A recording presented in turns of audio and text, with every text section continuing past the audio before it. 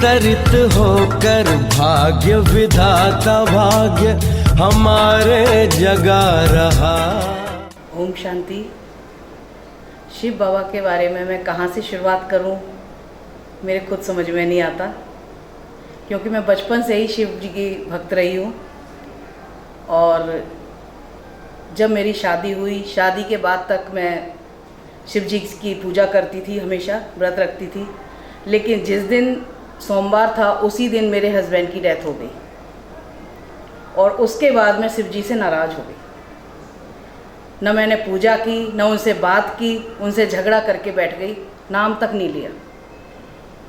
उसके बाद शिव जी ने मेरे सारे काम करने शुरू कर दिए, मुझे मनाना शुरू कर दिया।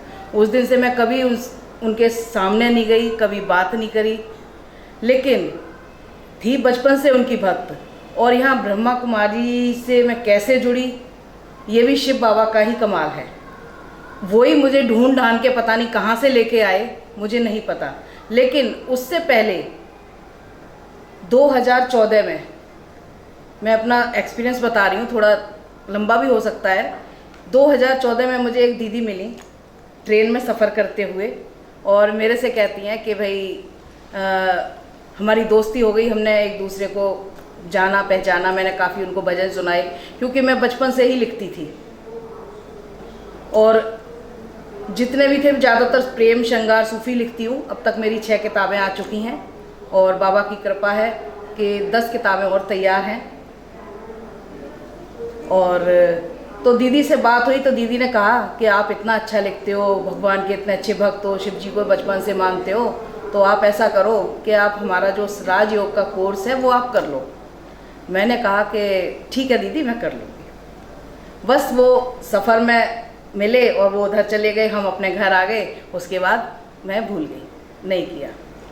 उसके बाद फिर सिलसिला चलता रहा और संघर्ष भी चलते रहे। लाइफ में काफ़ी उतार चढ़ाव आए। एक टाइम ऐसा आया कि मेरी ज़िंदगी में कोई नहीं रहा, मुझे कहीं से भी प्यार नहीं मिला, ना मायके की तरफ से, ना ससुराल की तरफ से। मैं बिल्कुल अकेली रह गई। उस वक्त मैंने सब कुछ उसके ऊपर छोड़ दिया, क्योंकि मानती तो मैं थी, लेकिन उनसे नाराज़ थी, पूजा नहीं करती थी। तो मैंने लिखा, छोड़ दिया सब तेरे हवाले, मेरा क्या, पार लगा या नाव डुबा दे, मेरा क्या, धरती अंबर धन दौलत सब तेरा है, जो तू चाहे दाव लगा ले, मेरा क्या। बस इतना कह के उसके ऊपर सब कुछ छोड़ दिया। और छोड़ने के बाद बस अपने काम करते रहते, चलते रहते। बच्चे भी छोटे थे, मेरी बेटी 1 साल की थी उस टाइम जब एक्सपायर हुए थे मेरे हस्बैंड, और बेटा 5 साल का था। तो संघर्ष ऐसे ही चलता रहा, धीरे धीरे धीरे धीरे। और फिर उसके बाद बच्चे बड़े हुए, मैं गुड़गांव आ गई, जीन ससुराल थी, वहाँ से गुड़गांव आने के बाद फिर मेरा भाई जो रहता था छोटा वाला, वो इससे जुड़ा हुआ है, मेरे फादर भी जुड़े हुए हैं। तो वो मुझे बार बार प्रेरित करते, वो कहते कि आप यहाँ जुड़ो, लेकिन मैं हमेशा मना कर देती उनको, नहीं मुझे नहीं जुड़ना। और भाई एक बार ले भी गया धोखे से, ब्रह्मा कुमारी का जो आश्रम है, जो ब्रह्मा कुमारी का आश्रम है, वहाँ मुझे ले भी गया। और मैं वहाँ गई, सुना, देखा, फिर उसके बाद नहीं गई। वो उसने काफ़ी फोर्स किया, फिर भी नहीं गई। उसके बाद फिर जब बाबा ने ये सोचा ये मेरे काबू में नहीं आने वाली, इसको मैं कैसे बुलाऊं, तो उनको पता था कि भाई ये कवि सम्मेलन नहीं छोड़ती, उसमें ज़रूर जाती है, तो इसको कवि सम्मेलन के बहाने ही बुलाना है। तो उन्होंने 2019 में, एक कांता वर्मा है, वो भी कवित्री है, तो उसके माध्यम से उसने मुझे बुलाया और उसने बताया कि भाई ऐसे ऐसे प्रेम दीदी हैं करनाल में, और उन्होंने कवि सम्मेलन रखा है, माउंट आबू में है, वो वहाँ साथ चलना है और वहाँ घूम भी आना। तो मैंने कि मैं वहाँ वैसे तो नहीं जा रही, मेरा मन तो नहीं है, लेकिन हाँ कवि सम्मेलन है तो चलूँगी। तो कवि सम्मेलन के बहाने 2019 में मैं माउंट आबू गई, और माउंट आबू जाने के बाद वहाँ अपना एंजॉय किया। ये सोच के नहीं आई थी कि वहाँ यहाँ जुड़ने आई हूँ, लेकिन बस कवि सम्मेलन के बहाने और एंजॉय करने आई थी। एंजॉय करके यहाँ से गए, तो जब जा रही थी तो दीदी बोली कि प्रतिभा अब तो तूने देख भी लिया सब कुछ, यहाँ तुझे अच्छा भी बहुत लगा होगा। मैंने कहा हाँ दीदी बहुत अच्छा लगा, ऐसा लगा जैसे स्वर्ग में आ गए हैं। तो बोली अब तो तू राजयोग का कोर्स कर ले। मैंने कहा हाँ दीदी कर लूँगी। मतलब उसके बाद फिर टाल दिया उनको और उसके बाद टालने के बाद मैं फिर घर चली गई। घर जाके फिर भूल गई। फिर एक बार जब इतना लंबा सफ़र चलता रहा, फिर भी नहीं, वो बाबा ने सोचा अब भी ये काबू में नहीं आई, कैसे इसको बुलाया जाए। तो बाबा ने क्या किया, फिर करनाल एक प्रोग्राम रखवाया, कवि सम्मेलन।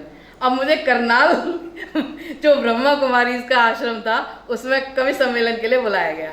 वहाँ गए, जब कवि सम्मेलन शुरू हुआ उसके बाद फिर मैं रात को वहीं रुकी।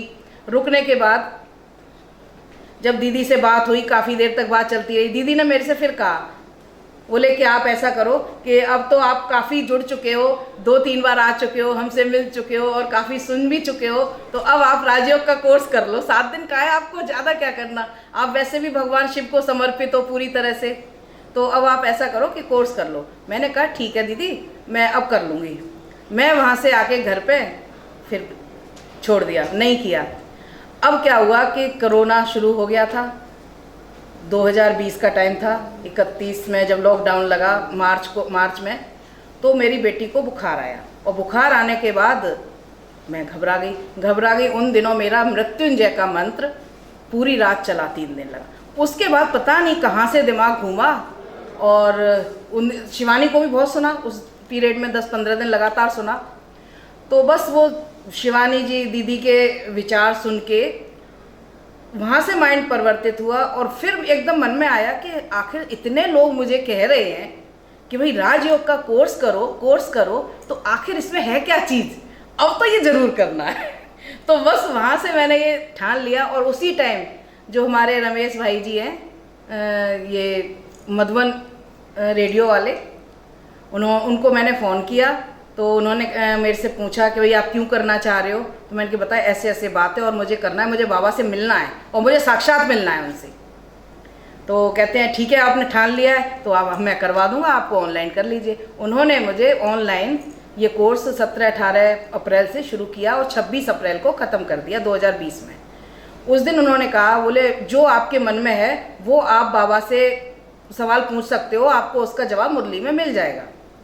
मेरे अंदर एक जिज्ञासा थी, भाई ऐसा भी हो सकता है कि मेरे इस मन का जवाब मुरली में मिल जाए, ऐसा तो हो नहीं सकता।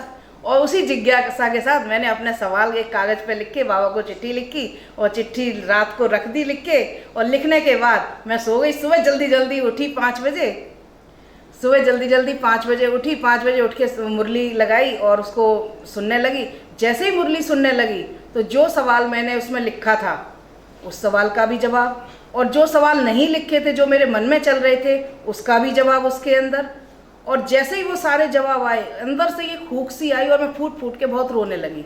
और रोते रोते मैं बाहर चली गई टेरेस पे, और वहाँ जाके बैठ गई। कम से कम 1-1.5 घंटे रोई। तो एकदम आवाज़ आई जैसे कि मेरे से कोई कुछ कह रहा है।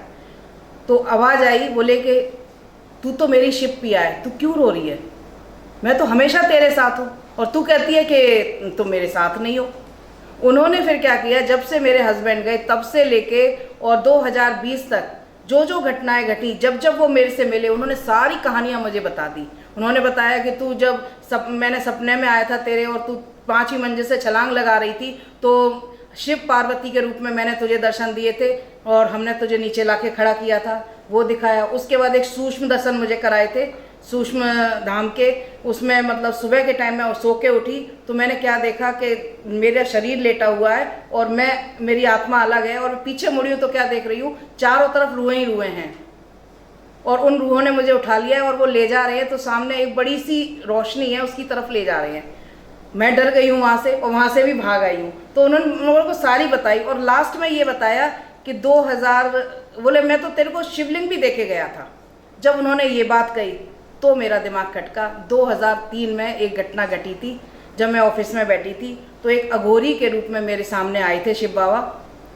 काले रंग के कपड़े पहने, जटाएं बिखरी हुई थी, भभूत लगी हुई थी, और मतलब एक त्रिशूल उनके हाथ में था, और उनके रूप में आके दरवाजे पे खड़े हुए, मेरे से 10 कदम दूर खड़े थे। कहते हैं बेटा अब तक जो हुआ सो हुआ, लेकिन अब लाइफ में तेरे में कभी कोई कमी नहीं रहेगी, तेरे बच्चे दोनों कामयाब रहेंगे, बहुत ऊंचाइयों तक जाएंगे, और तेरा भी साहित्य के क्षेत्र में और वैसे भी हर जगह नाम होगा।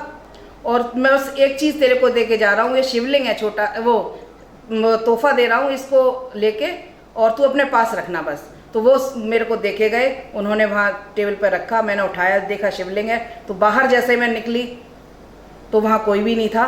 तो मैंने पीएन से पूछा कि भाई यहाँ बाबा थे वो कहाँ गए, तो कहते यहाँ तो कोई बाबा नहीं थे। जब उन्होंने ये बात कही तो मैं धक्क रह गई। मैंने कि ऐसे कैसे हो सकता है, अभी तो मेरे को शिवलिंग देके गए हैं, वो ऐसे हो ही नहीं सकता। फिर वो शिवलिंग मैं अपने पास रखा, आज तक वो शिवलिंग मेरे पास है और वो शिव बाबा की कृपा से जो जो बातें उन्होंने कही थी वो सब पूरी हुई। और ये इस बात का एहसास तब हुआ जब मैंने राजयोग का कोर्स किया और उस कोर्स के उससे जो मुझे ज्ञान प्राप्त हुआ उससे ये बात हुई। और अब शिव बाबा मेरे से राजयोग दोहों के माध्यम से लिखवा रहे हैं। खैर मैं तो लिखने वाली कुछ भी नहीं हूँ, लिखवाने वाले वो हैं, मैं तो सिर्फ एक कलम चलाती हूँ। तो सब कुछ उन्हीं के नाम समर्पित है। मैंने उनके लिए एक स्तुति लिखी है, बस वो आपको समर्पित करके मैं विराम लेना चाहूँगी। और सब उन्हीं के हवाले है, सब कुछ उनको छोड़ रखा है, उनके लिए चरणों में देना चाहूँगी। जो मेरा परिचय है वो परिचय मैं बताना चाहूँगी। 5 तत्व से है बना मेरा सुंदर रूप, मैं तो हूँ एक आत्मा बिंदी ज्योति स्वरूप। नाम मेरा है शिव पिया दिया प्रभु ने आन, कुछ प्रतिभा माही कहें कुछ अब तक अनजान, कुछ अब तक अनजान। शुक्रिया।